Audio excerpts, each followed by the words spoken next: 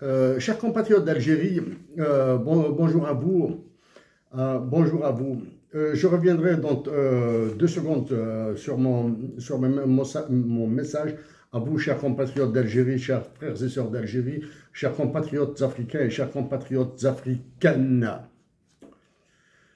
Emmanuel Macron, c'est à vous que je m'adresse exclusivement, même si je citerai d'autres chefs d'État et organisations internationales dans mon message.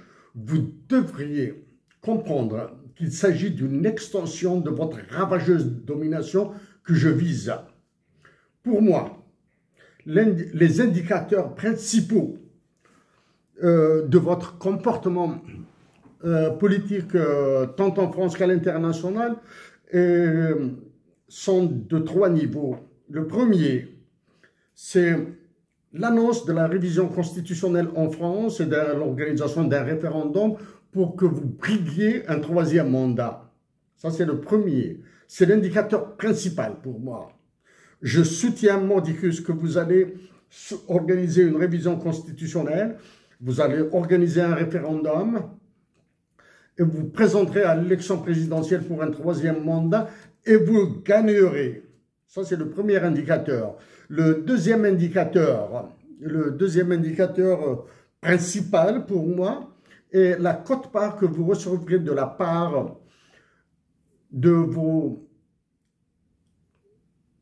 délégués à Alger, tant à l'état-major de l'armée qu'à la présidence de la République, dans le budget de la défense nationale pour 2025. J'ai présenté il y a un peu plus d'un mois 3 simulations. Donc ça, c'est le deuxième indicateur pour moi. C'est un indicateur principal, je rappelle. Donc c'est l'annonce d'une révision constitutionnelle en France et l'organisation d'un référendum et la part de votre budget, la quote-part que vous prendrez dans le budget de la défense nationale de 2025 de l'État algérien, qui s'élève à 25 milliards de dollars. L'Algérie a annoncé l'acquisition de Sukhoi 57 russes, j'ignore le nombre. Maintenant, j'attends le nombre de Mirage que l'Algérie achètera auprès de vous.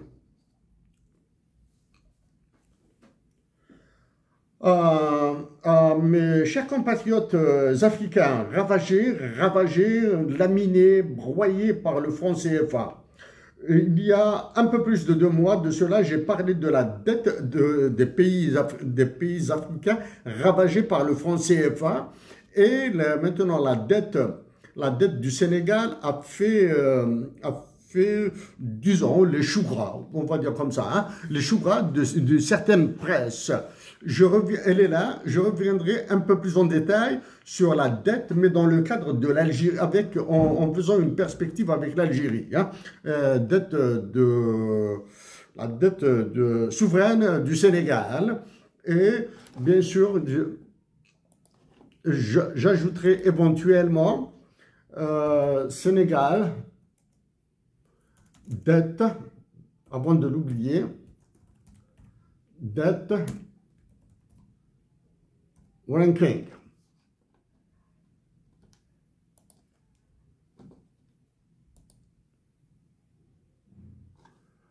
Ou bien plutôt Standard & Poor's.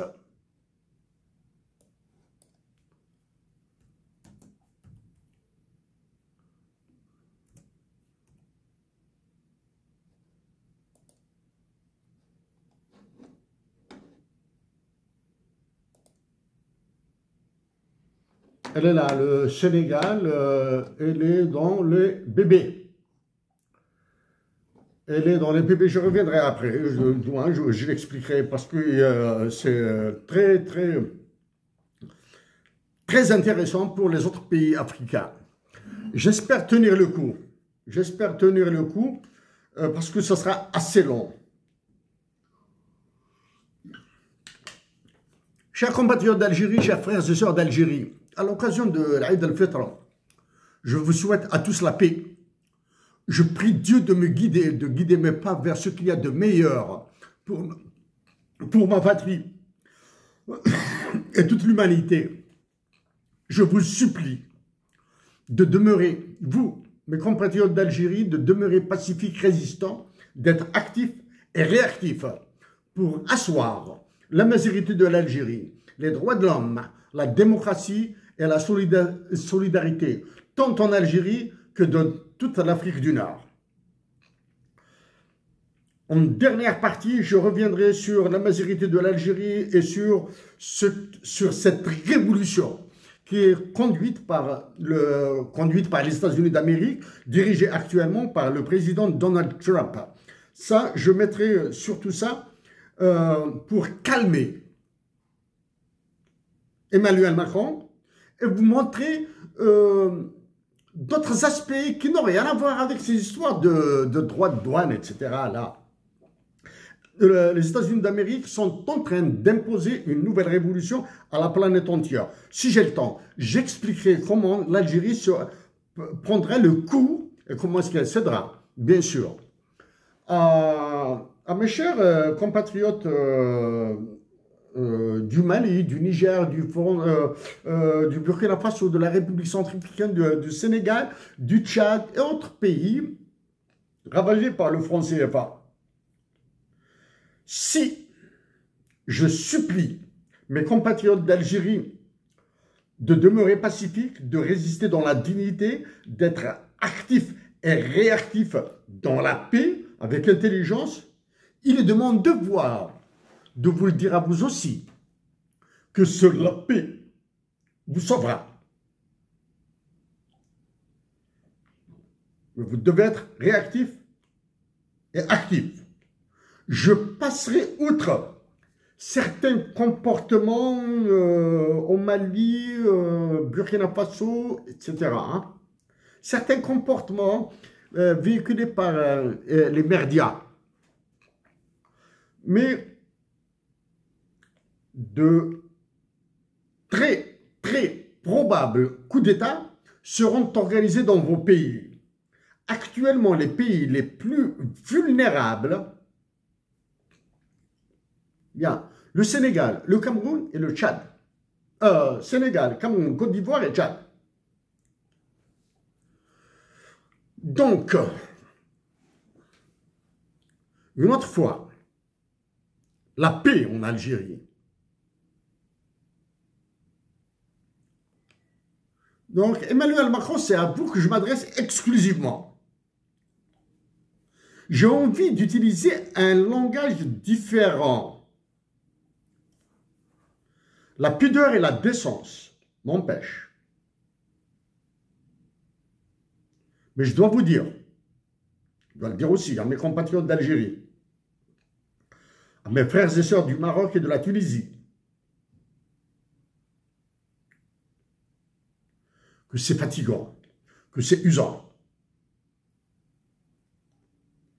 que mon souhait de travailler pour ma patrie, l'Algérie, et toute l'Afrique du Nord, dans un autre domaine.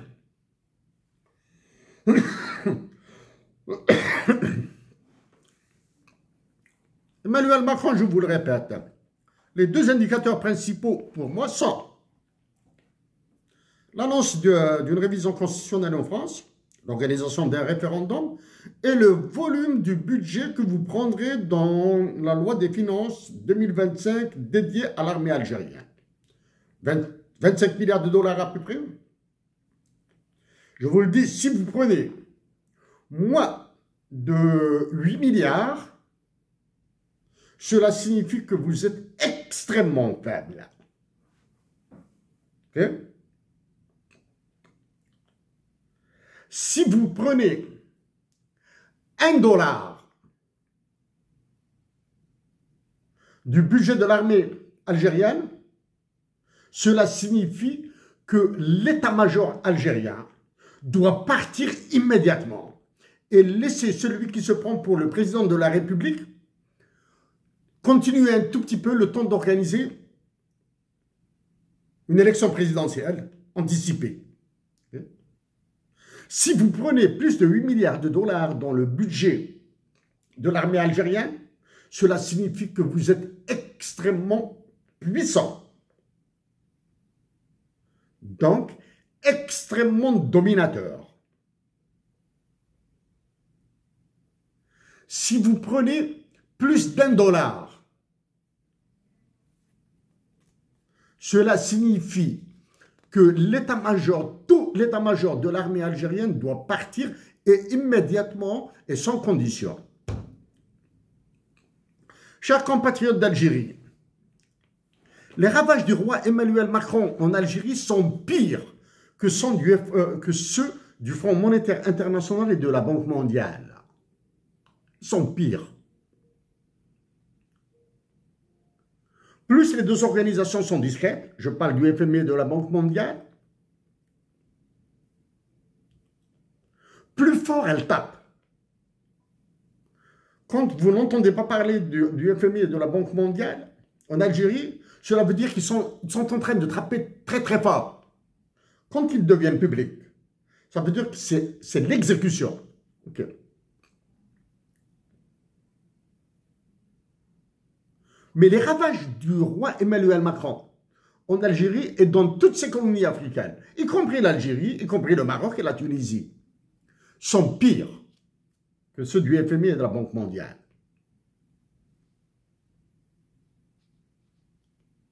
C'est une dévastation qu'il faudra s'attendre en Algérie de la part d'Emmanuel Macron.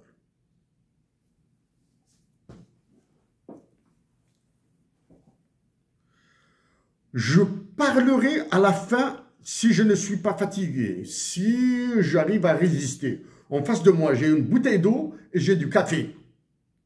Mais je dois fumer. Je parlerai un petit peu des marchés monétaires, des marchés financiers, des organisations internationales comme l'ONU, l'OMC, l'OCDE, et ce que feront les États-Unis d'Amérique dedans. Okay. Chers compatriotes, il y a une ressemblance frappante entre Hussein Ahmed et Winston Churchill. Il y a une ressemblance très frappante. Ce sont des génies. Ce sont des génies. Le deuxième attribut personnel, hein, les attributs personnels de Hussein Ahmed et Winston Churchill, et le patriotisme. Ils ont une différence d'approche sur l'histoire. Pour Winston Churchill, il faut s'abreuver d'histoire pour apprendre du passé et voir comment organiser l'avenir. Pour Hussein Ahmed, je le cite, si l'histoire se répète, ce n'est ni avec les mêmes hommes, ni dans les mêmes circonstances. Pour Hussein Ahmed, si l'histoire se répète, ce n'est ni avec les mêmes hommes, ni dans les mêmes circonstances. Une autre différence entre Hussein Ahmed et Winston Churchill. Hussein Ahmed a théorisé la révolution algérienne à l'âge de 21 ans. Il a commencé à être un révolutionnaire à l'âge de 16 ans. Winston Churchill un peu plus tard. Hussein Ahmed a participé à la conduite d'une révolution et d'une guerre de libération qui ont servi toute l'humanité. Winston Churchill a défendu l'Empire anglais.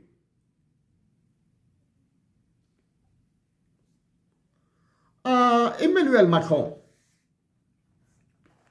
le 18 mars 1962, Nous sommes au mois d'avril. Hein. Ben Youssef Ben Khedda et Charles de Gaulle ont proclamé le cessez-le-feu, officiellement célébré le 19 mars 1962. 3 jours avant,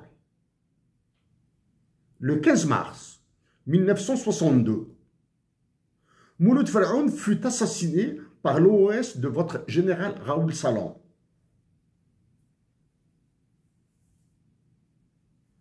À El Biar. Parmi les assassinés par l'OS, l'organisation de l'armée secrète française, dirigée par le général Raoul Salan, il y avait aussi des Français, Maxime Marchand, Marcel Basset, Robert Aymar. Du côté algérien, il y avait Salah Ouldaoudia, Ali Hamoutan. Ali Hamoutan. S'agit-il tout juste d'assassinat? S'agit-il de crimes de guerre? S'agit-il de crimes contre l'humanité? S'agit-il de crimes de guerre et de crimes contre l'humanité à la fois?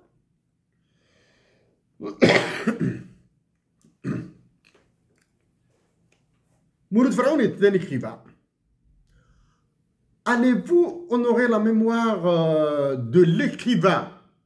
Je rappelle, l'écrivain Mouloud Faraoun.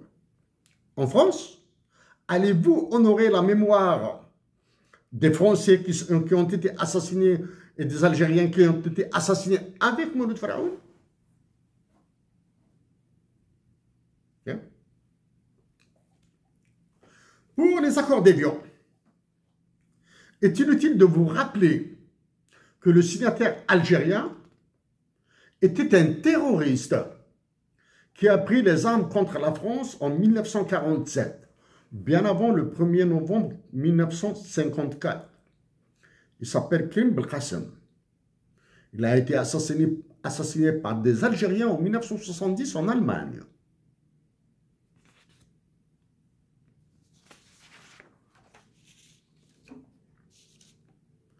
Emmanuel Macron, vos petits calculs vous ont obligé à reconnaître la marocanité du Sahara occidental. En dominant ma patrie, l'Algérie, je vous le répète, vous voulez le beurre, l'argent du beurre et 3 points de suspension de la fermière.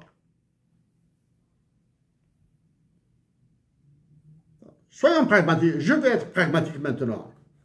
Êtes-vous prêt à accueillir des Sahraouis actuellement en Algérie, dans votre pays, en leur offrant la résidence, de l'emploi, de l'assurance sociale? Pourriez-vous agir auprès des gouvernements espagnols, marocains et mauritaniens pour accueillir des réfugiés sahraouis qui choisiraient ces 3 pays respectivement? Étant donné que c'est votre décision sur le Sahara occidental qui a pesé sur ce qui s'appelle la détérioration des relations entre l'Algérie et la France, alors que c'est faux. Donner le choix aux Sahraouis sur leur lieu de résidence est impératif. Les Sahraouis qui veulent résister en Algérie sont les bienvenus. Ceux qui veulent partir en Mauritanie doivent avoir cette possibilité. Ceux qui choisissent de se réinstaller dans leur pays, le Sahara occidental, doivent le faire. Ceux qui choisiront le Maroc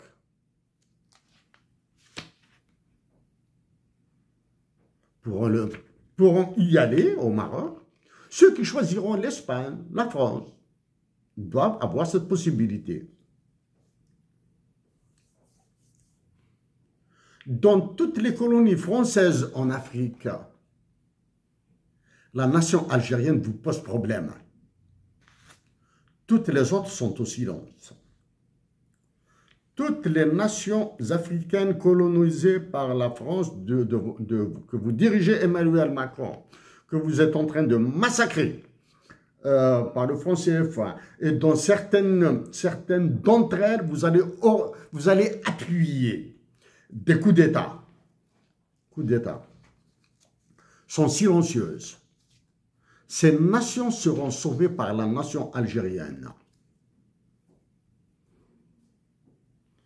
Emmanuel Macron, récemment, devant des tribunaux correctionnels, un président de la France a été condamné pour une affaire scabreuse avec la Libye, qui est devenue ce qu'elle est actuellement à cause de vous. Une leader de l'opposition française, d'extrême droite, a été aussi condamnée en correctionnel avec port de bracelet électronique. Okay?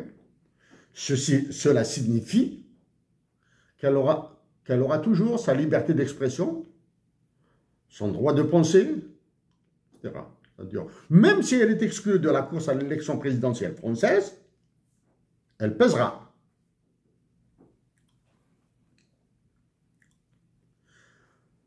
Cette dernière, au même niveau que les autres, hein, les anciens présidents de la France, ont fait de la nation algérienne, de la guerre de libération nationale et de la révolution algérienne, un abcès de fixation, mais rien avec les autres colonies françaises. Okay? Emmanuel Macron, allez-vous gracier Nicolas Sarkozy et Marine Le Pen? Si vous le faites, ce sera à votre honneur. Mais vous devez affronter les vents contraires, les vents debout que vous allez déclencher. Emmanuel Macron, avec sa menace de démission, Bruno Retailleau a développé une excellente stratégie. Certains disent, ben, c'est juste pour se faire important, etc. En faisant de sa démission un leitmotiv, et en se donnant beaucoup d'importance en disant que c'est sa démission qui est réclamée par Alger, entre guillemets, alors qu'Alger, que ce soit les généraux de l'état-major ou celui qui occupe la présidence de la République en Algérie, votre conciergerie, sont incapables de réagir à ce genre de trucs. Donc, Retailleau, il a flingué vos plans en Algérie. Non seulement il a flingué vos plans, mais il vous a poussé à être encore plus violent avec l'État algérien, pas avec la nation algérienne, avec la présidence de la République et l'état-major de l'armée. Bruno Retailleau a développé une excellente stratégie. Donc, à travers la stratégie de Bruno Retailleau, qui l'a flingué, vous avez déjà dynamité l'état-major de l'armée algérienne et vous allez encore le redynamiter une deuxième fois. Un autre point. Les deux États, la France et l'Algérie, ont un point commun. Une diplomatie servile. Serait naïf toute personne qui croirait plutôt que votre ministre des Affaires étrangères, qui est extrêmement violent dans son langage avec l'Algérie, fera quelque chose. Pour la diplomatie algérienne, bon, les Algériens savent ce qu'elle vaut. Il y a quelque chose de bizarre. Les deux ministres les plus sévères, parmi les ministres les plus sévères du gouvernement français, deux partiront en Algérie. Le déplacement de deux d'entre eux est annoncé en Algérie, le ministre de la Justice et le ministre des Affaires étrangères. Pourquoi le ministre de l'Intérieur est absent? Bruno Retailleau? Ou bien est-ce le ministre algérien de l'Intérieur qui sera convoqué en France?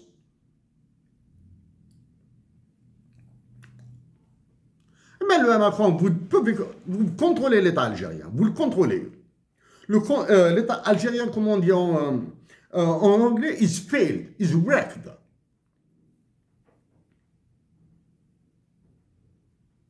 Mais vous avez peur de la nation algérienne, parce que c'est elle qui sauvera les autres nations africaines. Okay? Si elle le fait avec intelligence. Cette peur de la nation algérienne qui conduira à une nouvelle révolution pour la libération de tous les peuples africains. Vous contraint, cette peur vous contraint à composer avec un État militaire, un état-major militaire algérien, faible, et un gouvernement inexistant.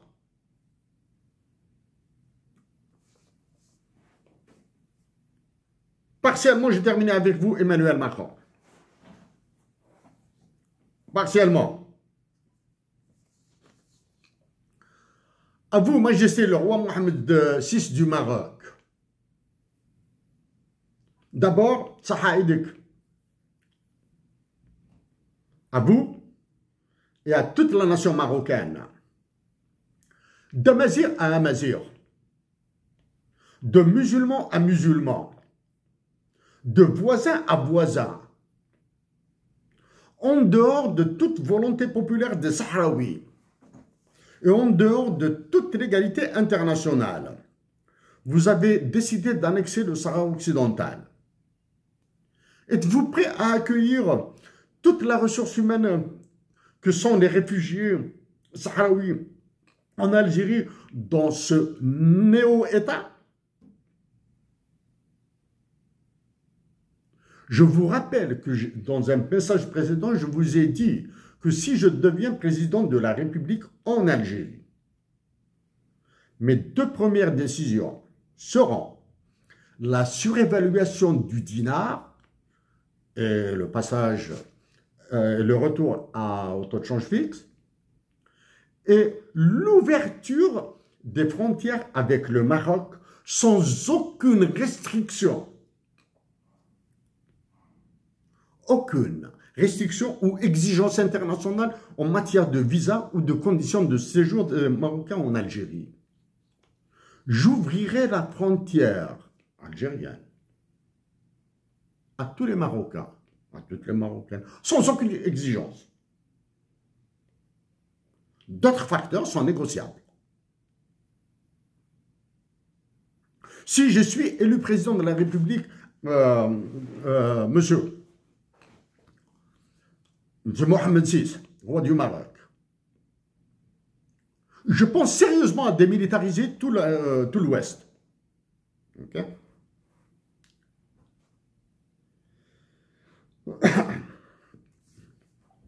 Emmanuel Macron, je reviens vers vous maintenant. Et ce qui se passe en France.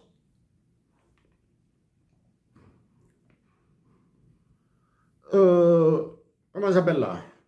Benjamin Stora continue à faire dans la connerie historique. Dans la connerie historique, il continue. Je passe.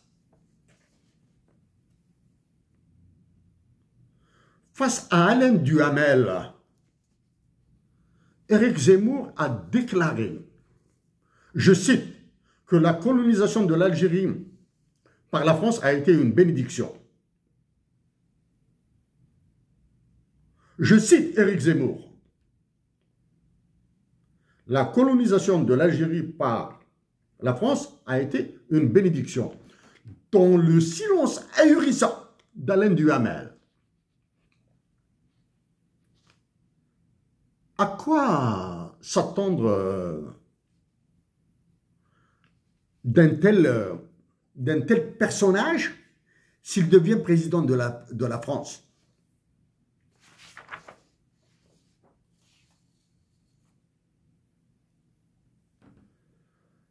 Emmanuel Macron, continuez à qualifier ce qui se passe entre vous et ceux d'Alger de plus grave crise depuis l'indépendance est une ânerie.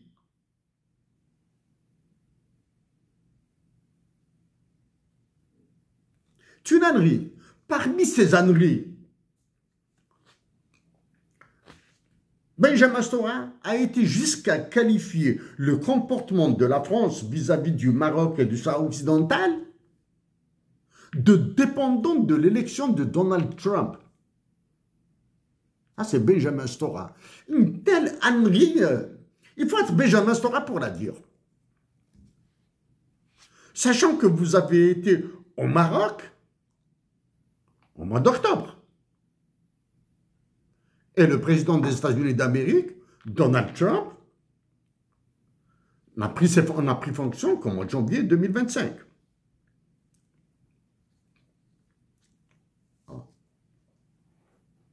Maintenant, je passe au reste. Bon, de revenir vers des aspects internationaux pour éclairer mes compatriotes algériens.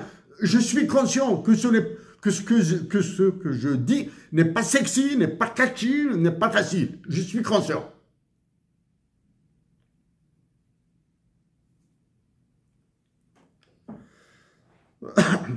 Dans une rumeur, c'est que monsieur Ousmane Sonko, Bassirou Faye Diomaye, les deux présidents du Sénégal,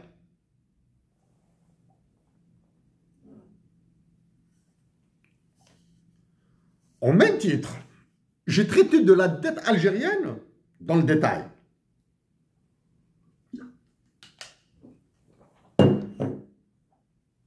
La dette algérienne dans le détail. Et c'est depuis 2012 que je travaille sur ma patrie, l'Algérie, sous toutes les coutures. J'ai imposé, je dis bien, j'ai imposé aux économistes du FMI et de la Banque mondiale de rajouter une phrase dans leur rapport, qui fait, dans le sens « et ».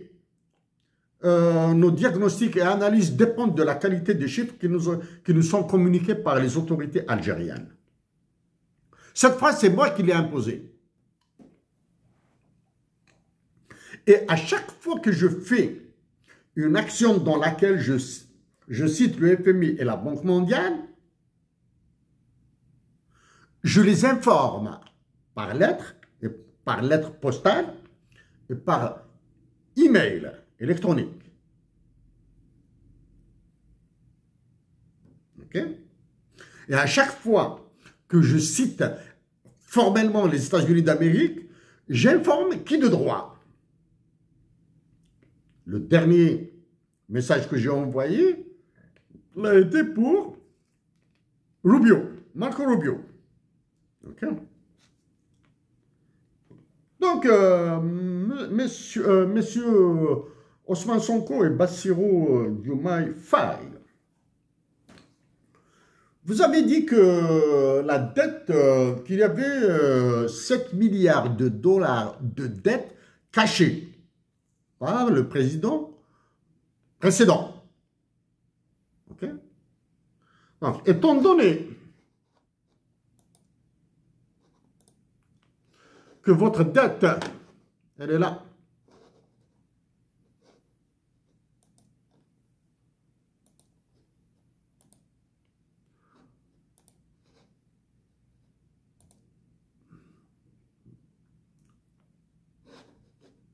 Je refais le graphique, là, je montre external debt stocks total.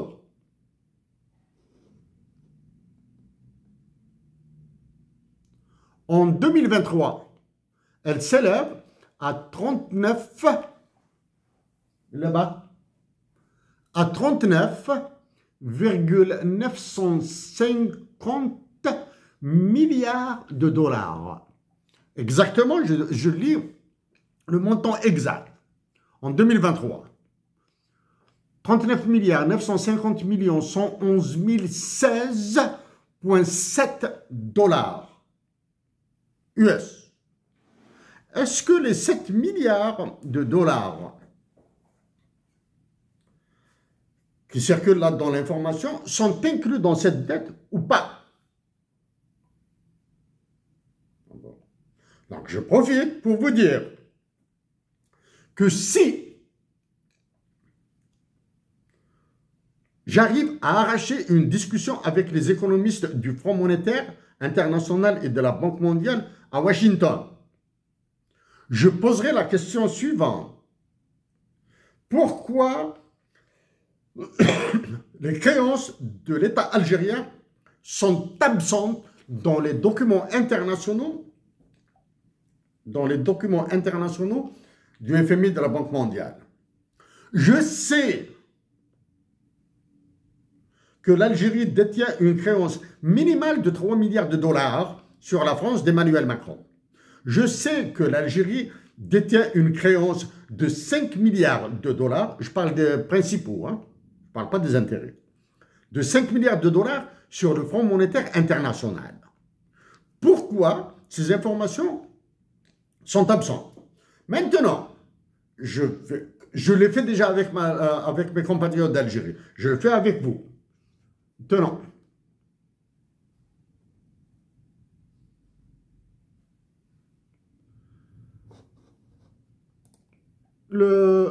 Pour 2023, je vais essayer de trouver GNU, je sais pas, GDP, Current Dollar US. Pour 2023, vous avez un PIB, Banque mondiale, hein, il est là, hein, de 30 milliards 848 333 083 dollars. Donc, que ce soit avec les 7 milliards de dollars de cette dette cachée ou sans, votre dette souveraine est plus grande que votre PIB. D'une manière très simple. C'est-à-dire, si vous prenez tout votre PIB de 2023, que vous allez reproduire en 2027, vous allez prendre tout ce PIB-là, vous allez le donner à vos créanciers, vous serez toujours endetté. Étant donné que cela est impossible, puisqu'il y a les consommations, puisqu'il y a les importations, puisqu'il y a les exportations, puisqu'il y a les dépenses du gouvernement, votre salaire. Bassirou Diomaye Faye et Ousmane Sonko, ils sont trop lourds là, ils sont trop grands. Ils doivent baisser. Je reviendrai sur l'Algérie, sur les salaires. Donc, votre dette est supérieure à votre PIB. D'accord? Qu'est-ce qu'il y a lieu de faire maintenant pour votre dette? Pour montrer le caractère nazi, fasciste de votre dette que vous avez créée. Hein? Ce sont les différents États, présidents du Sénégal, qui l'ont créé. Ce sont les différents ministres, ce sont les différents députés, ce sont les différents économistes, ce sont tous les Sénégalais hein, qui ont créé cette dette. Hein? À chaque naissance sénégalaise, c'est-à-dire à chaque bébé qui naît, chaque enfant qui naît vivant, d'accord? Vous devez lui joindre à son extrait de naissance un titre de dette. Monsieur, à la minute de ta naissance, voici ta dette. Ok? Vous calculez. Vous la calculez comme vous voulez. Tenons, vous devez ramener cette dette souveraine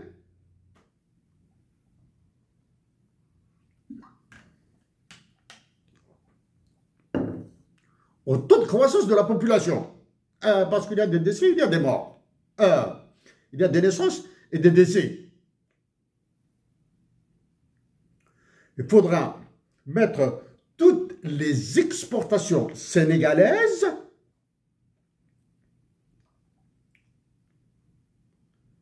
desquels il faudra déduire les importations, vous avez besoin d'importations. Vous avez besoin d'importations. Et c'est obligatoire. Donc, non seulement vous devez dégager des excédents commerciaux à l'international, internationaux, mais vous devez allouer tous ces excédents commerciaux au paiement de la dette, au paiement du principal de la dette. Combien d'années vous faut-il? Ah, j'évite là de reprendre tous vos machins là, tous vos chiffres là. Hein? Ça, c'est d'un côté.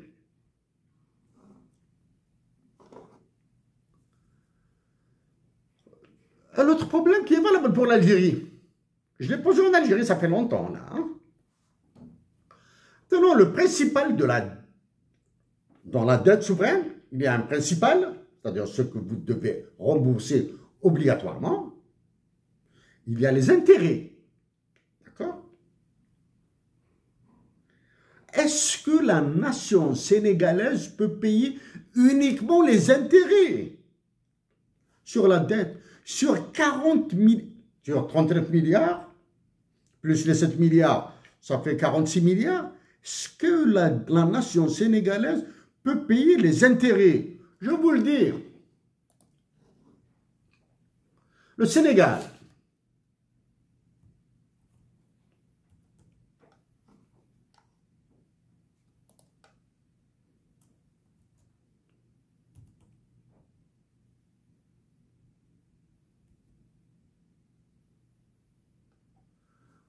je ne sais pas si vous voyez là. Hein?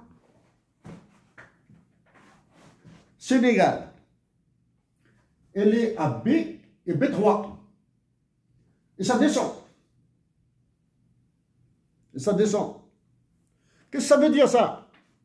Ça c'est... En gros, peu importe. Est-ce que c'est Fitch ou Standard & Poor's ou une autre dette? Qu'est-ce que ça veut dire? Votre dette fait partie de junk bonds. Okay? C'est une dette pourrie. C'est une dette hautement spéculative. Okay? En disant que c'est une dette hautement spéculative, ça veut dire qu'elle est très risquée. Hautement spéculative, très risquée, cela signifie que vos taux d'intérêt sont comme les fusées d'Elon Musk. Ils montent, ils montent, ils montent, ils montent, ils montent. Ça, c'est un côté. Tenant, le FMI souhaite, veut, des fois il refuse de vous accorder des prêts. Le FMI ne vous accorde pas de prêts. Okay? Parce que vos politiques monétaires, budgétaires sont désastreuses.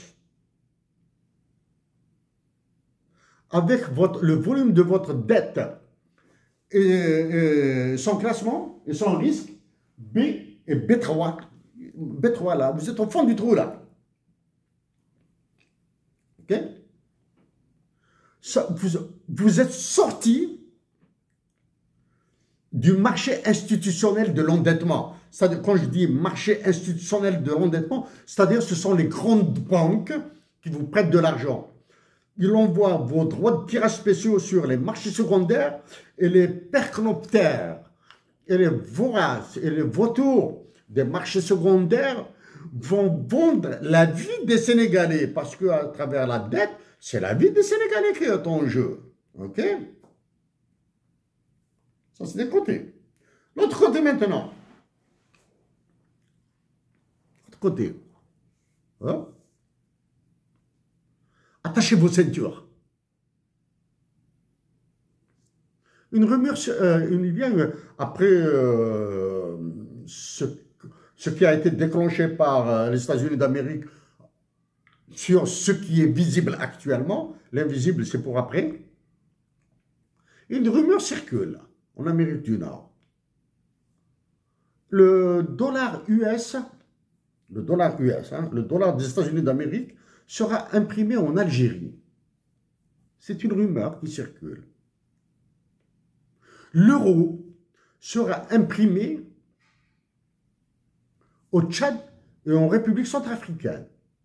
C'est des rumeurs. Eh oui, quand il y a des mouvements tectoniques comme ça, là, des chocs comme ça, toutes sortes de rumeurs sortent. Donc, le dollar US américain sera imprimé dans l'imprimerie de la Banque d'Algérie qui doit se trouver du côté du Sendé. Okay? L'euro sera imprimé au Tchad et en République centrafricaine. Il y aura des imprimeries là-bas, hein, les billets. Hein.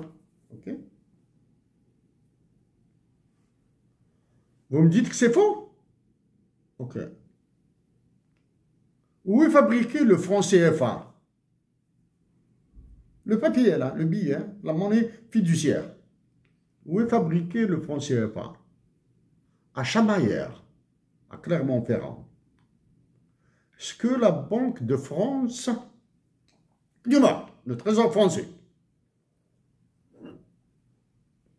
pourrait vous fabriquer de la fausse monnaie?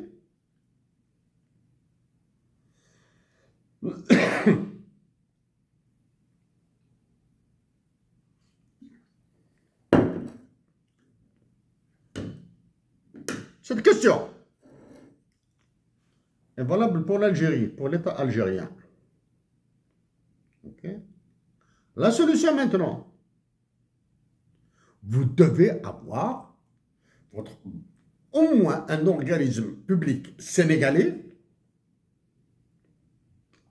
Quand je dis public, c'est-à-dire étatique, hein, officiel, qui imprime votre monnaie à l'effigie de qui vous voulez. Messieurs Ousmane Sonko et Bassirou Faye Diomaye, parlez du principal de la dette sénégalaise, des taux d'intérêt, de la nature de la dette sénégalaise, des droits de tirage spéciaux du FMI et de votre monnaie. Donc, vous pouvez raconter toutes les salades que vous voulez aux Sénégalais. Mais vous devez au moins avoir ce courage patriotique de leur dire exactement le volume de la dette souveraine. Ça, c'est la première. Et vous devez décomposer cette dette par échéance, par maturité et par taux d'intérêt. Maintenant, vous serez extrêmement patriotique si vous donnez les noms des détenteurs, des possesseurs, de ceux qui ont l'acte de propriété de vos dettes, de votre dette globale. C'est-à-dire, vous allez dire aux Sénégalais quels sont ces banques, ces individus, parce que c'est un marché spéculatif, hein, c'est le marché des vautours, c'est le marché secondaire, qui ont droit de vie et de mort sur les Sénégalais. Okay? Le dinar algérien est dans la même. Dans la même histoire, là. Donc, messieurs, Bassirou Faye Diomaye, monsieur Ousmane Sonko, à tous les dirigeants des pays ravagés par le franc CFA, vous devez avoir vos banques centrales. Vous devez abandonner le franc CFA. Vous devez l'abandonner le plus tôt possible. Le plus tôt possible, c'est-à-dire demain. OK? Certains pays pourraient être aidés par l'Algérie à avoir leur banque centrale. Mais c'est difficile. Hein? Avec tout ce que vous fait Emmanuel Macron, c'est très difficile. OK? Que vous fait Emmanuel Macron là? Il est en train de vous créer, une guerre à la frontière sud de l'Algérie. C'est en 2013 que j'ai attiré l'attention de ça, sur ça là. Là, maintenant, il est en train de nous créer un autre problème à Tindouf. Mais le problème de Tindouf et le problème du sud de l'Algérie a une solution à travers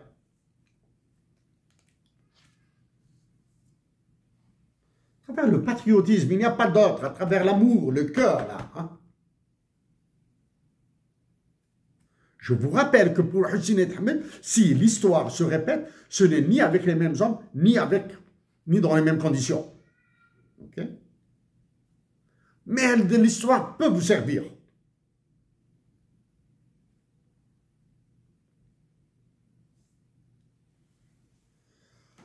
Au président du Bénin,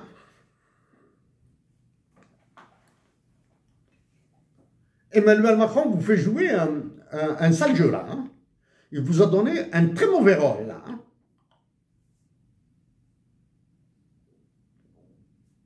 J'espère pouvoir réaborder cette histoire de gazoduc, de pipeline, de zone de libre-échange. La zone de libre-échange, je suis obligé. À la lumière de ce qui se passe au Canada, aux États-Unis et au Mexique. Ok?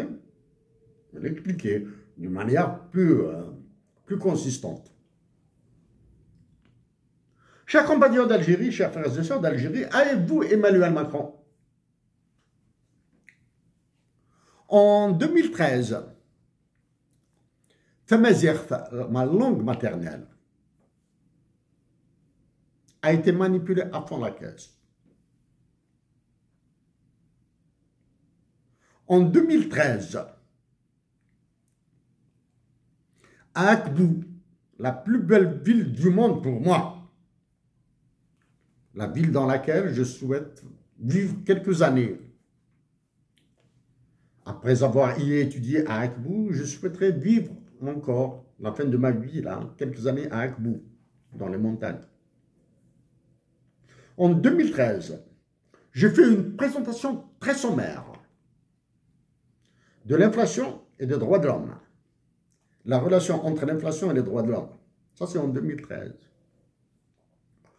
En 2014, j'ai présenté les impacts économiques de Tamazight à l'Université de Montréal dans le cadre d'une conférence universitaire.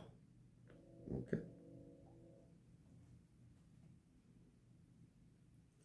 Que se passe-t-il au Canada là actuellement? Je suis obligé d'aborder la langue maintenant. La langue, je suis obligé de...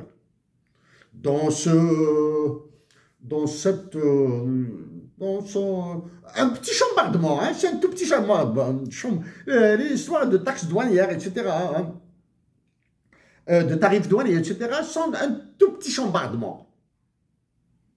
Tout petit. Du moins, ce chambardement en Amérique du Nord et dans tout le pays, sur toute la planète. Sur la planète, l'Algérie, tout le continent africain va prendre la tannée et il se taira.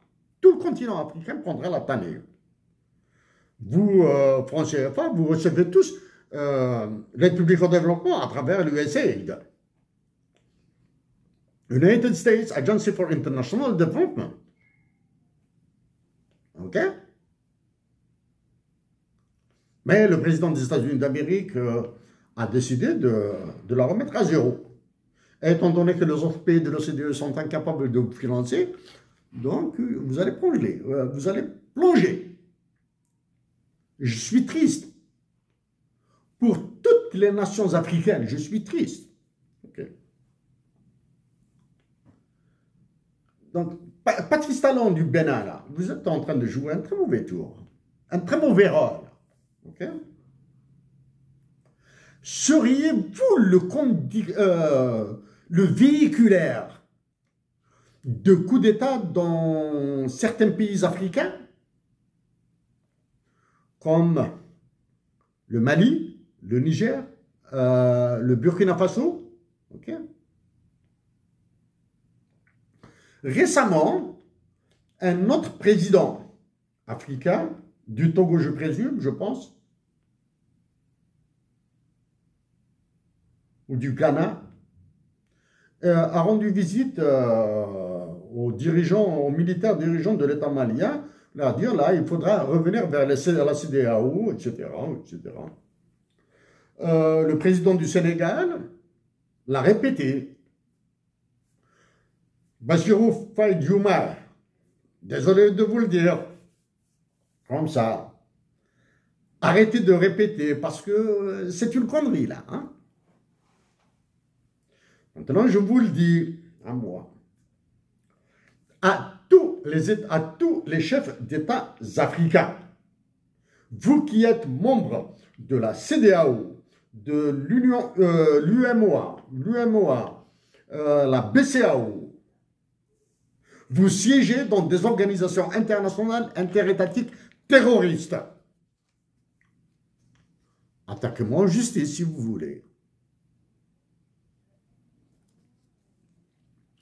Donc, en 2013, Tamazight a été manipulé. En 2014, Tamazight a été manipulé. Après, il a été manipulé.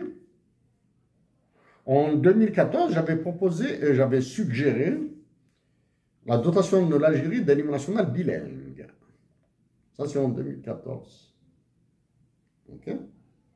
Que se passe-t-il au Canada maintenant? Rien que dans l'aspect langue, le président des États-Unis d'Amérique a parlé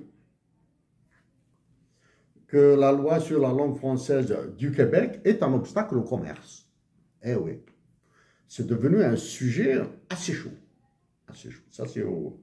Ça, c'est le président des États-Unis d'Amérique. OK?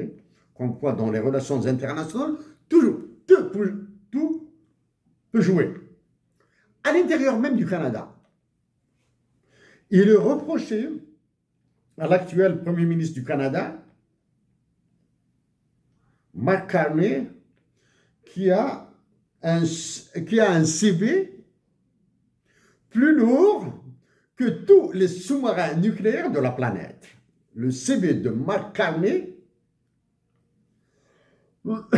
est plus puissant que tous les sous-marins nucléaires de toute la planète. Je vous le résume.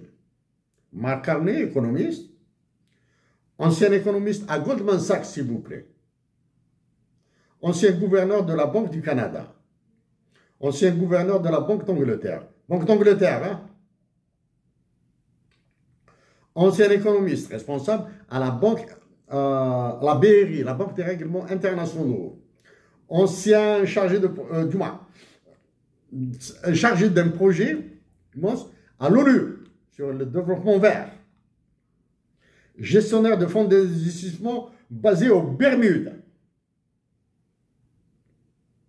Il a fait sortir, il a évité le désastre de la crise du subprime au Canada. Il a évité au Canada le désastre.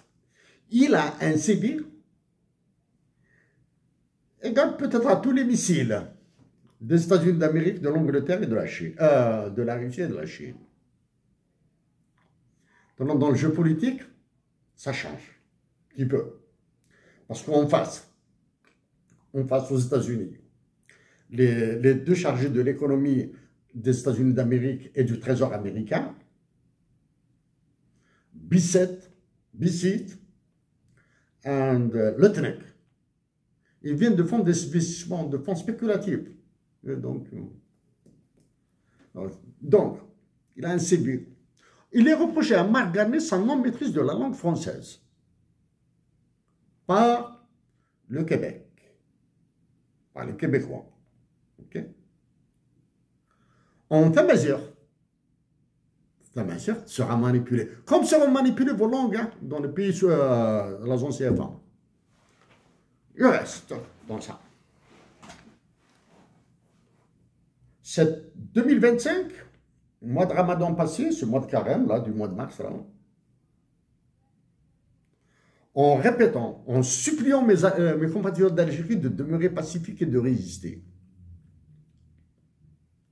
Tizi Ouzou est la ville à partir de laquelle sont envoyés des danses, des chants à profusion. Mais absent aucune activité intellectuelle, militante, révolutionnaire, geste entre la violence qui se prépare à Tizi Ouzou et en Kabylie, et la danse, je préfère la danse. Danser, chanter, raconter ce que vous voulez sur le web, mais évitez la violence. Okay?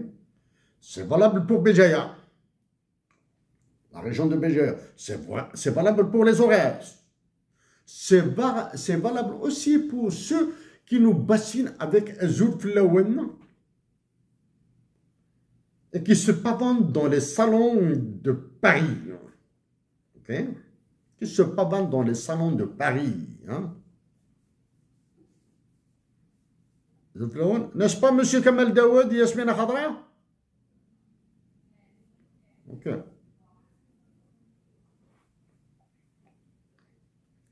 Donc, nous sommes le 3 avril, dans 17 jours. Ce sera le 20 avril. Comment sera célébré le 20 avril 1980? Ou bien, comment sera commémoré le 20 avril 80? Peu importe comment. J'espère qu'il se fera dans la paix. Ce mois de carême, Ramadan 2025, a vraiment assassiné Lounas Matoub. A vraiment assassiné Lounas Matoub. J'espère que toute la Kabylie restera pacifique, que toute ma patrie, Algérie, restera pacifique. Chers compatriotes d'Algérie, en 2007-2008,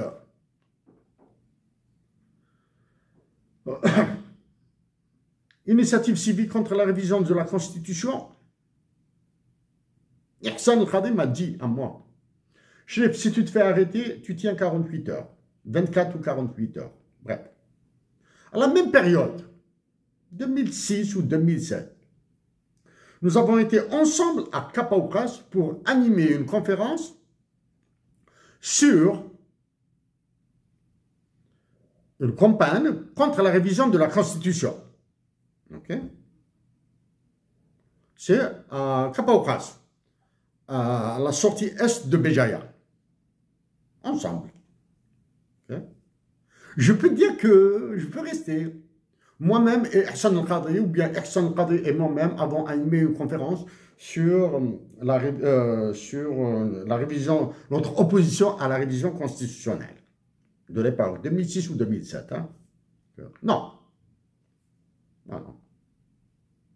Mon honnêteté, mon intégrité et la vérité m'obligent à dire que seul Ihsan El-Khadri a parlé durant cette conférence.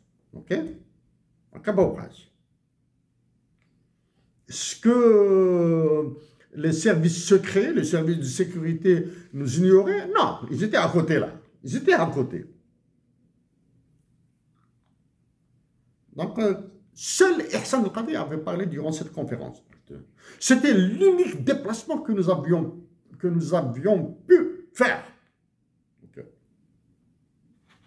Ce que les généraux de l'époque, la sécurité militaire algérienne, la police et le gendarme de l'époque étaient plus gentils et plus joueurs en faveur de la démocratie que les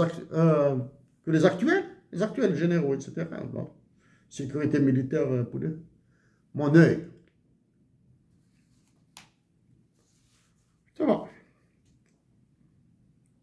J'ai appris le décès de Hussein Zaouane. Donc, à la famille Zaouane, mes sincères condoléances. Hussein Zaouane était un révolutionnaire. Pour toute histoire, lisez le papier, l'article d'Ihsan El-Khadri.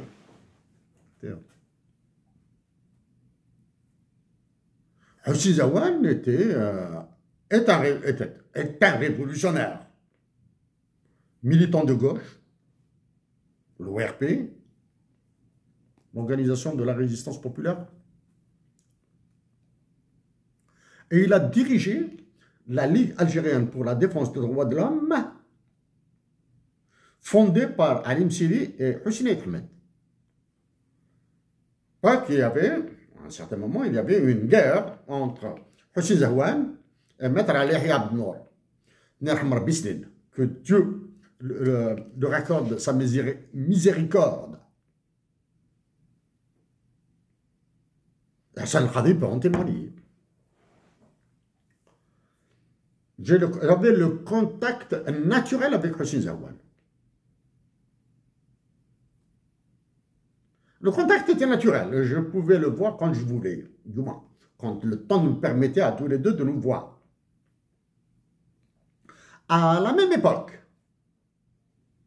la Ligue algérienne pour la défense des droits de l'homme, elle, dirigée par Hussein Zahwan, a organisé une université d'été des droits de l'homme à Souk el-Fnine. Souk el-Fnine, c'est 4 ou 5 kilomètres après Cap Ouqas. Comme par hasard, c'est toujours à Béjaïa que ça tourne là. Hein?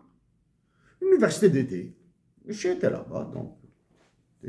En soirée,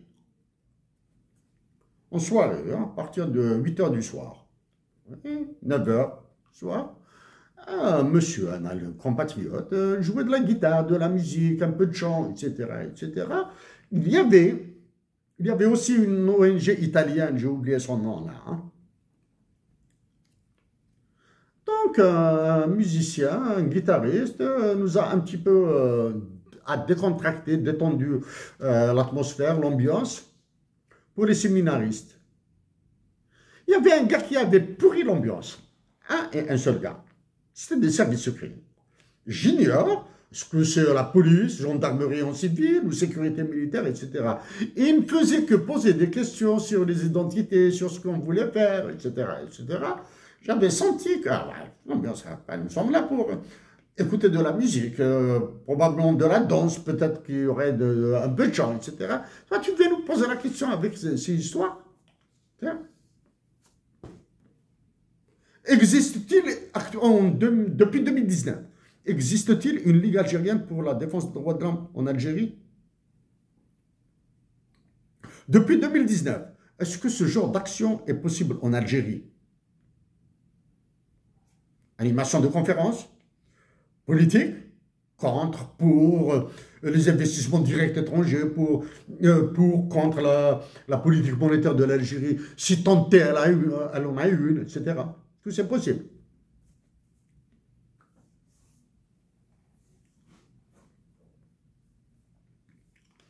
À vous, Emmanuel Macron. Maintenant, je reviens vers la zone CFA, là, les pays que vous ravagez.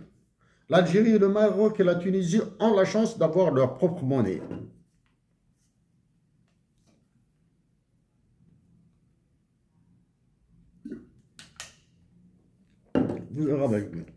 Je remonte un petit peu en arrière. Maintenant, je vais introduire les États-Unis d'Amérique, le président des États-Unis d'Amérique, l'actuel, etc., et d'autres enjeux. Chers compatriotes africains, chers frères et sœurs d'Algérie, grâce à la langue française, vous pouvez suivre un petit peu l'information de ce qui se produit au Canada. Un peu moins au Mexique. Ce que font les États-Unis d'Amérique actuellement, dirigés par Donald Trump, ce n'est que de la petite bière. Les enjeux, ils viendront après. Ils viendront après. Cataclysme. C'est de la petite bière. Hein. Donc, au Canada, le problème qui s'est posé, l'un des problèmes posés est le problème du libre-échange. Mais avant d'aborder le libre-échange, parce qu'au Canada, je dois l'aborder avec la zone de libre-échange continentale africaine. Cette histoire de Zleka. Emmanuel Macron.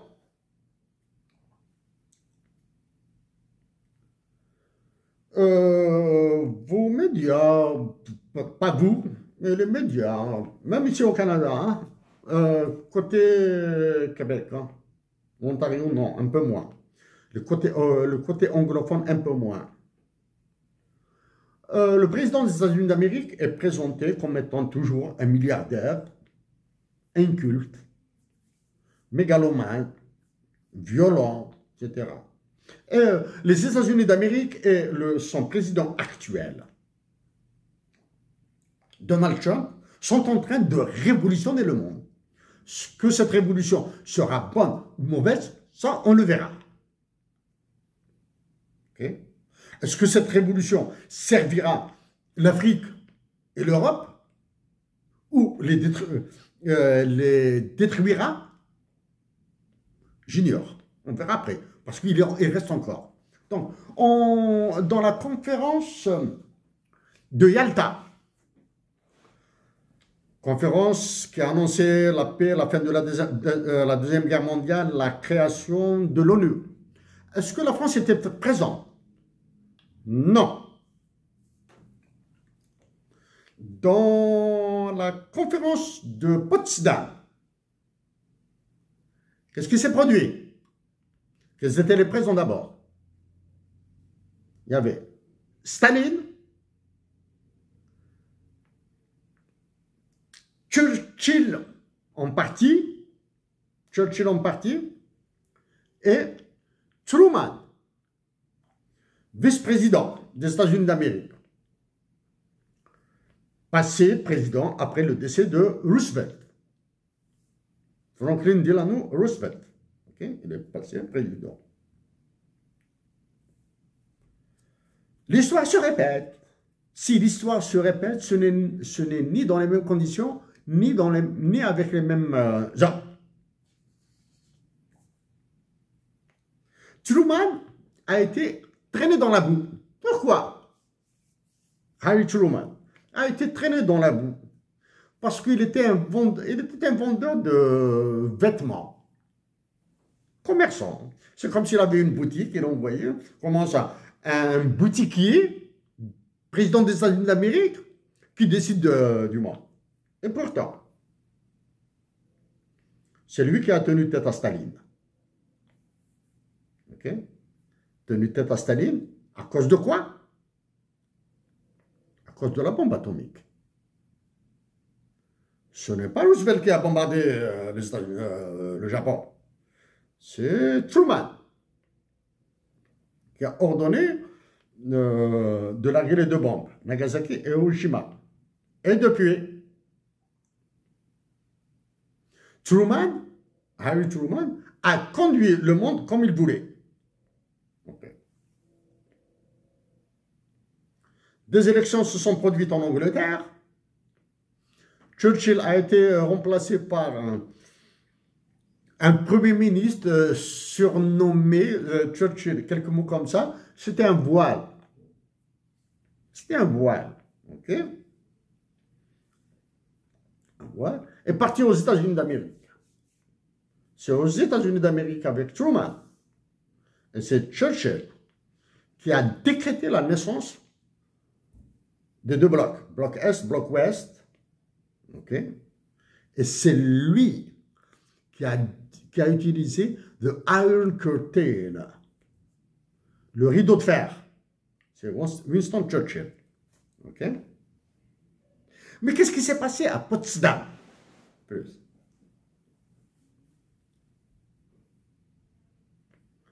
La création du Deutschmark et la création de deux Allemagnes, la République démocratique allemande, la RDA, et la République fédérale allemande, la RFA. Okay.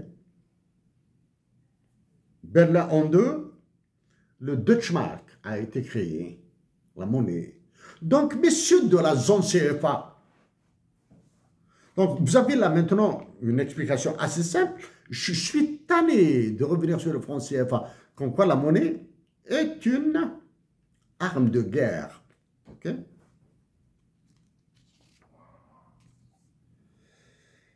Donc, que ce soit Emmanuel Macron, que ce soit dans la conférence de Yalta ou de Potsdam, il n'y avait pas l'odeur d'un Français. Hein? Il n'y avait pas l'odeur d'un Français. Qu'est-ce qui s'est passé maintenant?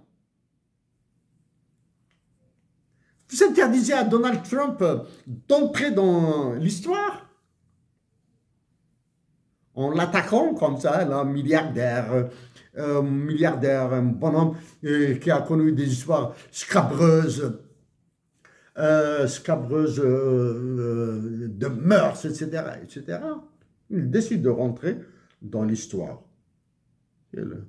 Scandale, les mœurs, ça. Vous en avez, vous pouvez alimenter l'information pendant 10 ans, chaque jour que Dieu fait en France. Hein. Alors, chers compatriotes d'Algérie, chers frères et sœurs d'Algérie, chers compatriotes de toute l'Afrique, dans ma patrie, mes compatriotes algériens sont en train de se faire assassiner, tuer, et incapables de réagir. Et pourtant, ils se font assassiner par quelque chose en apparence qui fait plaisir. L'augmentation des salaires, des pensions de retraite et de l'allocation touristique en dollars ou en euros. Okay? En apparence, ça fait plaisir. Dans la loi des finances 2025, le budget de la présidence de la République s'élève à 1 million de dollars jour, alors que le président des États-Unis d'Amérique paye son dîner, paye de ses propres deniers ses dîners à la Maison Blanche. Le déjeuner, oui, mais le dîner, non, il est à tes frais.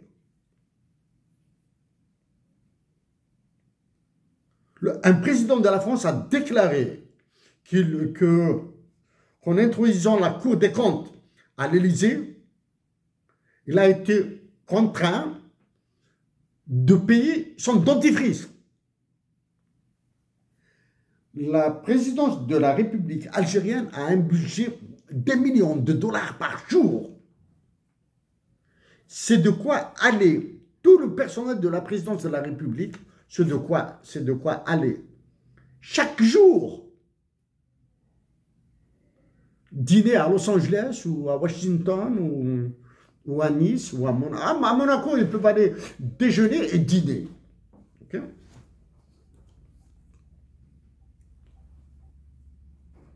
Dans une situation financière internationale des plus catastrophiques, une allocation touristique de 750 €, quelque chose comme ça, ou 750 $ a été décidée. Chers compatriotes d'Algérie, c'est maintenant, dès à présent. Ce n'est pas une fois les carottes cuites, une fois le sang commence à couler en Algérie, que vous allez dire que nous allons baisser nous sommes prêts à baisser nos salaires. C'est maintenant qu'il faudra demander à ce que les salaires baissent. J'en ai marre de faire des calculs économiques et d'argumenter avec ça. Si vous croyez qu'avec les augmentations de salaire, des pensions de retraite, des allocations touristiques, que vous allez améliorer votre niveau de vie, vous foutez le doigt dans l'œil jusqu'au coude. Pour les éléments de comparaison, vous voyez ce qui se passe au Venezuela. OK? Et vous voyez ce qui se passe dans le nord du Mexique, actuellement. Dans le nord, c'est-à-dire avec la frontière avec les États-Unis d'Amérique, c'est-à-dire avec le Texas et la Floride, hein, tout le sud. Il faut voir ce qui se passe. C'est inhumain. Et arrêtez d'écouter ces... Continuez à écouter ceux qui parlent du droit international des affaires, des économies, de la théorie économique, de Ricardo, de Milton Friedman, etc., etc. Continuez à les écouter. Mais faites-vous vos idées à vous. Prenez du recul. Hein. L'information francophone au Canada est infecte. Moi, je ne l'écoute pas, je n'ai pas de télévision. Mais je vois sur le web. Ok. On va passer à un autre élément.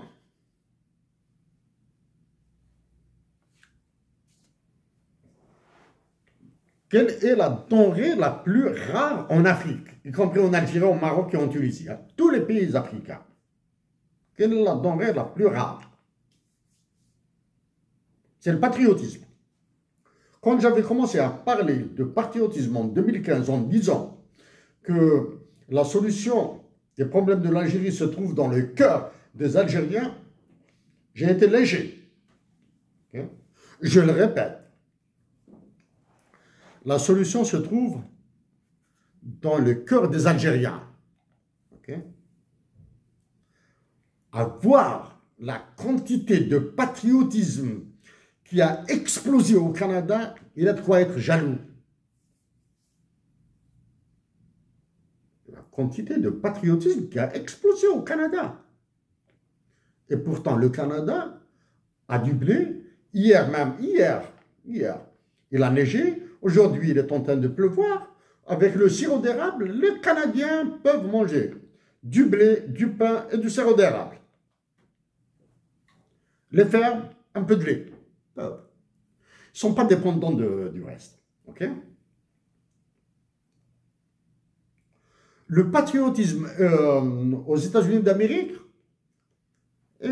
coule dans les veines de tous les Américains, nouveau-nés jusqu'aux plus vieux.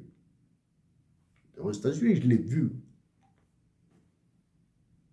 Ensuite, comparez ce que dit la présidente du Mexique et ce que disent les dirigeants du Canada à les dirigeants européens. Le meilleur, l'un des indicateurs les plus intéressants, c'est Emmanuel Macron. C'est de voir s'il va se la ramener avec la situation économique financière désastreuse de la France devant les États-Unis d'Amérique. Ce qui va se la ramener. Les États-Unis d'Amérique et Donald Trump sont en train de conduire une révolution. L'ONU va exploser, je l'ai déjà dit. Premier signe d'explosion, c'est les forces militaires allemandes qui ont pointé à la frontière de l'Ukraine. Alors que l'article 103 et l'article 57 de la Charte des Nations Unies interdit à l'Allemagne de faire intervenir son armée à l'extérieur, en même titre que celle du Japon. Tout ce que font les États-Unis d'Amérique est accueilli par une soumission intégrale de l'Organisation mondiale du commerce. Okay? Maintenant, je vais aborder un autre problème qu'il y a, très lourd là. C'est complexe, c'est ainsi.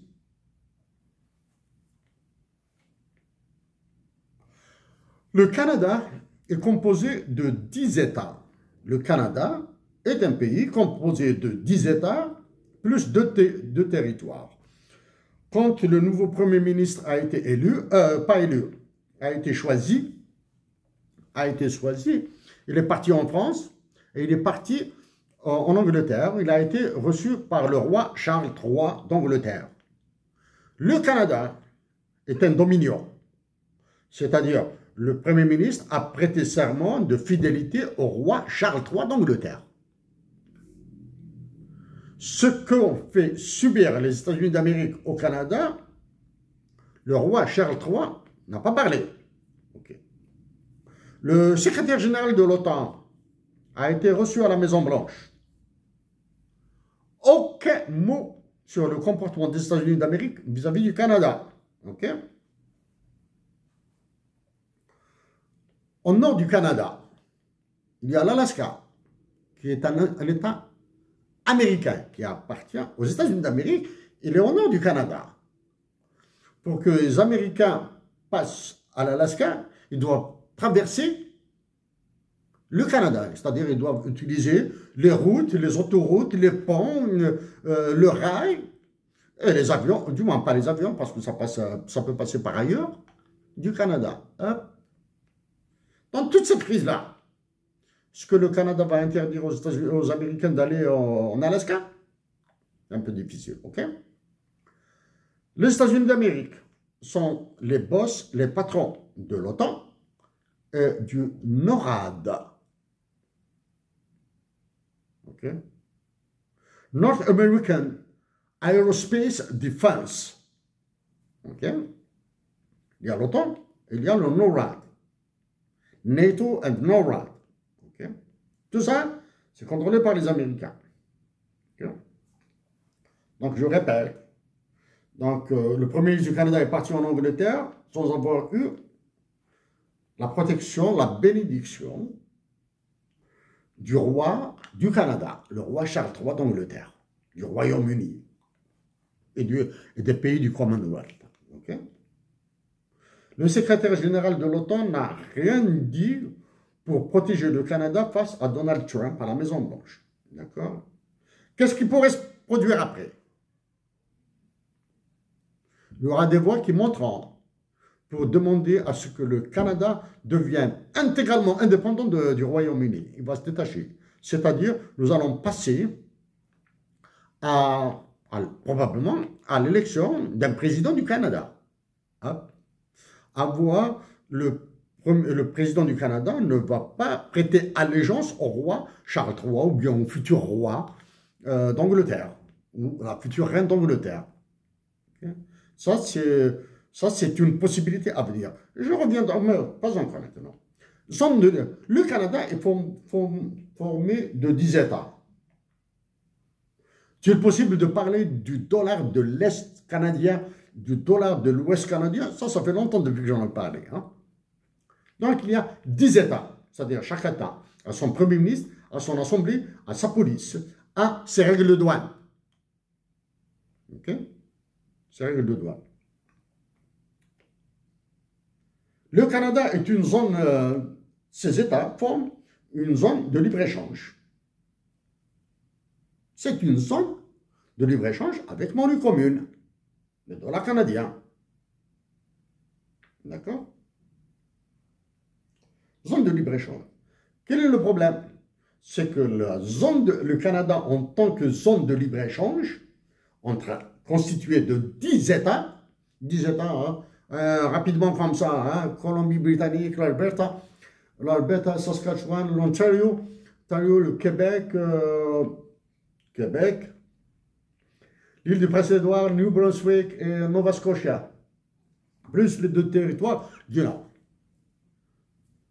Donc, dollar de l'Est, dollar de l'Ouest, c'est possible. Mais c'est une zone de libre-échange non optimale. Quoi? Au Québec, il y a des voix qui s'élèvent contre le pipeline et les gazoducs transcanadiens. Actuellement, non. Le Québec, il y a des voix politiques au Québec qui disent non, on n'a pas besoin de ça. OK? Les provinces sont libres de fixer les tarifs douaniers qu'ils veulent, excepté probablement dans certains.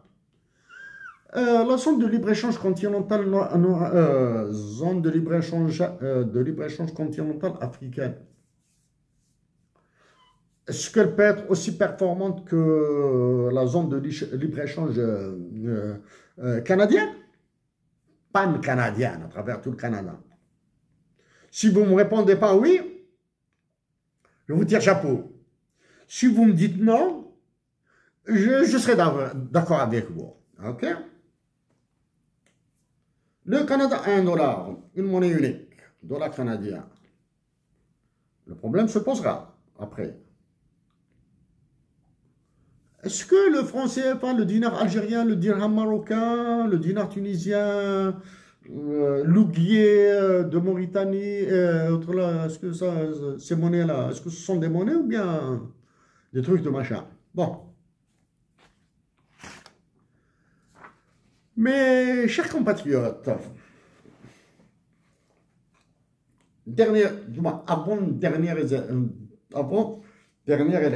avant-dernier élément. Lors de l'élection du président de la Commission de l'Union africaine, les représentants algériens ont fait les clowns en Éthiopie, à Addis Abeba. C'était des clowns. Ils ont fait le clown. La République démocratique du Congo, le Zaïre, est le théâtre d'une troisième guerre mondiale. S'il y a une future guerre mondiale, ce sera la quatrième. Le théâtre d'une troisième guerre mondiale. Depuis 1990 à peu près. Actuellement, il est en guerre avec le Rwanda, où un génocide Hutu-Tutsi s'est produit. C'est le Rwanda de Paul Kagame qui attaque le Congo. Où est-ce qu'ils se sont réunis pour trouver la paix? C'est au Qatar. Est-ce qu'ils l'ont fait? Est-ce que l'Union africaine a déclenché un sommet extraordinaire, une réunion extraordinaire? Non.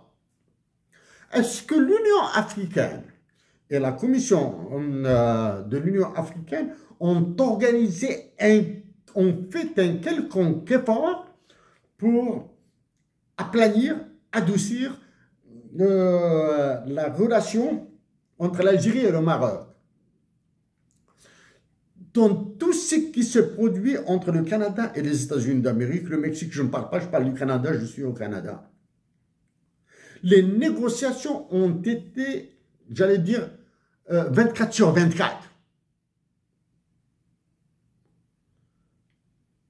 Et les dirigeants répétaient, je ne lâche pas, je ne lâche pas. Faire l'escalade avec les États-Unis d'Amérique est un jeu dangereux. Être partenaire, c'est fatal avec les États-Unis. Est-ce que quelque chose a été organisé par l'Union africaine et sa commission entre l'Algérie et le Maroc? Non. À un certain moment, un personnage incapable d'aligner deux phrases a pensé qu'il allait faire de la médiation entre la Russie et l'Ukraine. Où se fait la médiation entre l'Ukraine et la Russie maintenant? À Riyad, en Arabie Saoudite. C'est dans les pays arabes. Est-ce que ces pays arabes, le Qatar, l'Arabie Saoudite, etc., ont organisé quelque chose entre les musulmans? Musulmans, Palestine, mes frères et sœurs de Palestine, mon cœur est avec vous. Okay? Entre le Maroc et l'Algérie. Rien.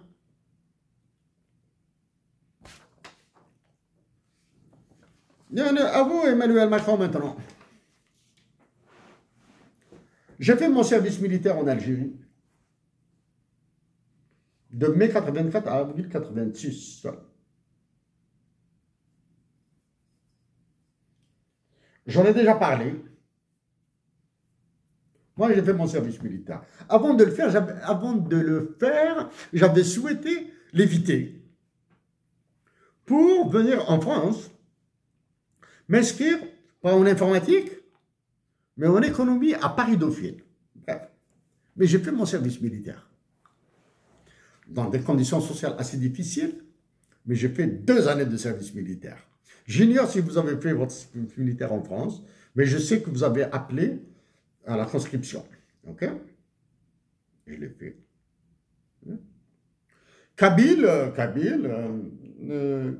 Kabylie. Arvou, la plus belle ville du monde. Vougil, mon village natal, plus Relale, Azraloul, etc. La région, etc. Bon. Terminé là-bas, la région, je monte à Alger. Études d'informatique à Ouadsma. Je commençais à découvrir l'africanité. Il y avait des étudiants des pays du Sahel qui étaient étudiants en informatique avec nous. À l'époque, c'était le centre d'études et de recherche en informatique de Ouadsma à Alger. Ce que j'avais découvert aussi, des Algériens comme moi, de l'Est, de Renchla, des Bessa, les Oreilles, des Berbères comme moi, des Amazirs comme moi. Ah, c'était immense. J'ai découvert aussi des arabophones de Annaba, de Tarf, etc., de Constantine, avec nous. C'était immense. Immense. Plus des compatriotes du Sud, d'El Goléa et de Rad d'ailleurs. El Goléa, je suis sûr. et Gardaya.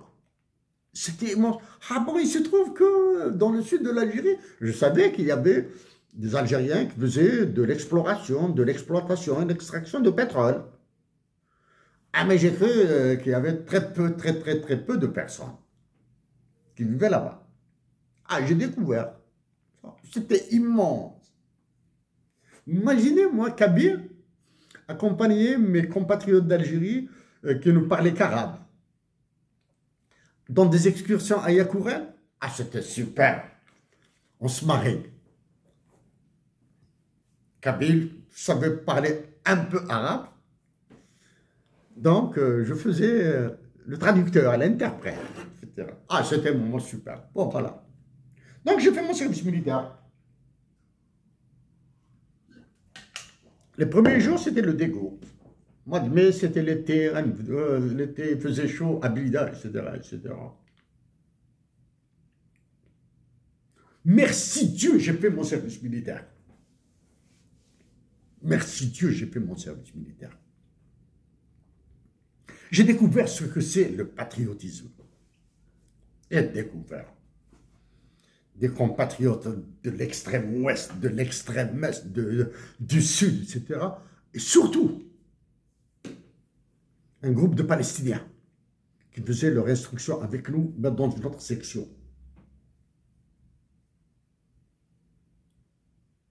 J'ai terminé mon service militaire. Ah, du moins, j'ai terminé l'instruction. Je le répète, le 5 juillet 1984 a été la promotion des premiers généraux en Algérie. Le 1er novembre 1984, c'était la promotion spéciale Al-Hajmi Hajris. J'ai parlé à propos de qui j'ai dit, mon hommage. C'était un hommage, un général d'exception. Mais surtout, chers compatriotes, Emmanuel Macron, il avait un commandant de section, un commandant de compagnie. Zeroual Mohamed, lieutenant. Et il est monté lieutenant juste à la période du 5 juillet ou du 1er novembre, là. Commandant de compagnie. J'ignore ce qu'il devient, là. J'ai envie de pleurer en pensant à lui, là. Zeroual Mohamed, lieutenant. À Blida, l'école de formation des officiers de réserve. Inch'Allah fil Jannah. J'ignore. Quitte Moula. Si Mohamed Zeroual, si tu es décédé, que Dieu t'installe dans son paradis. Si tu es encore vivant, je te souhaite le paradis quand tu mourras. Zeroual Mohamed a fait la guerre de 73.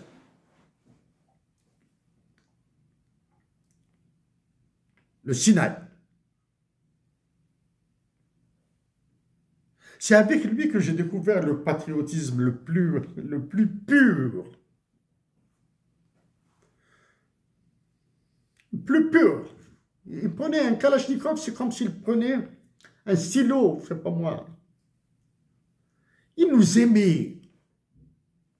Lieutenant, juste 2 étoiles. 2 étoiles. Il nous aimait.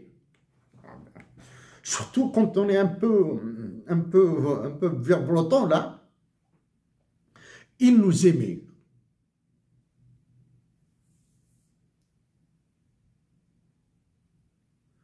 C'est un souvenir, là, il est là. Il est là. Il est là. On devait tirer avec un Hawn, un mortier. Mal placé, la roquette mal placée ou je ne sais pas quoi, là, etc. Elle a explosé à l'intérieur du mortier. Il l'avait pris comme ça. Il n'avait pas fui.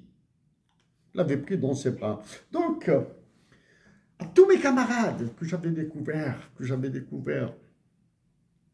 mon premier déplacement au sud, c'était à Sibahba, dans le désert algérien, pour un bivouac. Nous étions des militaires, appelés. Donc, à Zeroual Mohamed. Ben, il m'est impossible d'être militaire, ça c'est pas possible, pas possible. Mais vive l'armée algérienne avec des hommes comme toi. Zeroual Mohamed, je te le dis, cher frère, cher grand frère, je te promets que je ferai tout ce que je peux pour ma patrie. J'ignore si Zeroual Mohamed a un lien de parenté avec l'ancien général et ancien président de la République qui a foutu l'Algérie en l'air, là, qui a participé à foutre en l'air. Dans ce cas-là, je m'excuse auprès de Zeroual Mohamed. J'avais découvert l'armée avec Zeroual Mohamed. Emmanuel Macron, durant mon service militaire, du moins l'instruction, service militaire à Blida, parmi mes camarades, il y avait un Algérien qui s'appelait Karim Pascal. Karim Pascal, parce qu'il avait un parent algérien, donc il est venu faire son service militaire en Algérie. Il s'appelait Karim Pascal. Tireur d'élite. Il a tiré à côté de moi, là. Je l'ai vu. Mais c'est un élève officier. Hein. Et puis, il a tiré. Quand on a été compter les trous de ses balles, on n'avait trouvé qu'un seul grand trou. C'est-à-dire, il a mis toutes ses balles dans quasiment le même cercle. Il s'appelait Karim Pascal. En France. Il vivait en France et ses parents lui ont recommandé de faire son service militaire en Algérie. Voici cette belle Algérie, Emmanuel Macron. Il y avait aussi Ramdan, Kabyle. Il faisait 1,90 m ou quelque chose comme ça. C'est une armoire à glace. Il était de parents algériens, mais qui vivait en France. Il était étudiant, il est venu en Algérie faire son service militaire.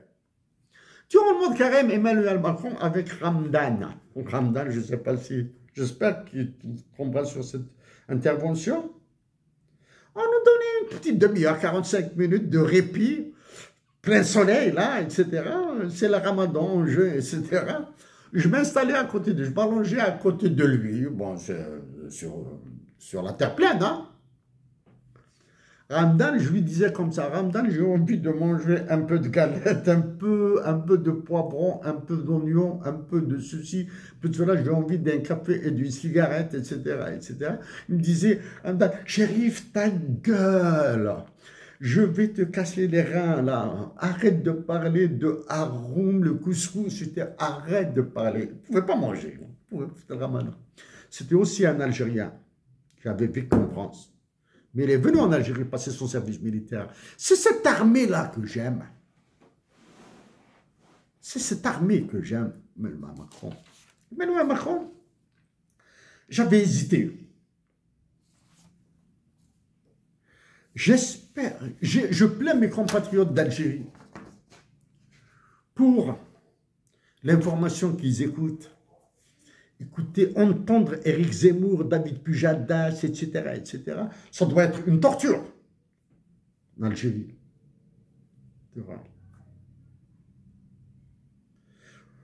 En parlant des militaires, de mon service militaire, bon, je peux aller dans des détails un peu dégoûtants, là, hein, parce qu'après mon instruction, je suis devenu officier de réserve, aspirant, avec une étoile blanche. J'ai passé une semaine au ministère de la Défense nationale, tout le reste, je l'ai passé dans l'administration de la première région militaire à Blida.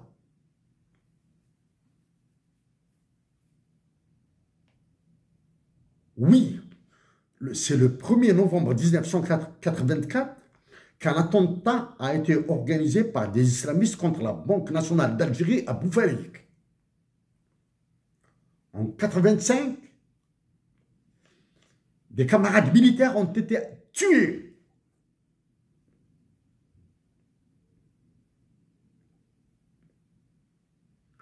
À Ouad Blissimane, du côté de l'Arba'a.